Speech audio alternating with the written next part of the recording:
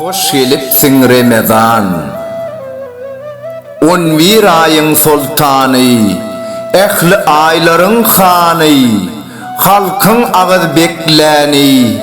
Hoş gelipsin Ramazan.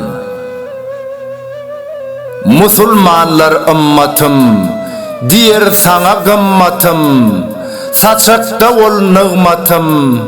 Hoş gelipsin Ramazan. Rozali her öy-jay, sen halkın söyün ay, Allah'ın veren serpay. Hoş gelipsin Ramazan. Ağız beklek garrı yaş, namaz okar her var baş, canlanırıp toprok daş. Hoş gelipsin Ramazan. Peklik bilen beslenen, yeryüzünne islenen, çağrı vasfına düzün. Hoş gelipsin Ramazan. 11 ayın sultanı olun, orada ayına tutacak oradalarınız, bercek sadakalarınız, ağız açarlarınız, ediyen yağışı dilekleriniz.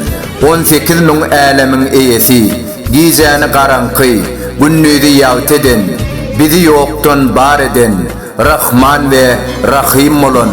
Büyük bir var, iki cahanın Resulü Muhammed sallallahu aleyhi ve sellem'in hürmetine kabul etsin. Boy maşgalanızda sağlık, ağız birlik, ırskal, dövlet, bereket, parahatlık, afudoluk, bağıt, söygü, İslam nuru Allah'ın nazarı ocanızdan hiç eksilmesin. Bayramınız mübarek olsun. Mehriban illesler. Aftırı, Çağrı Mahmudov, Okan Toyçu Hekimov.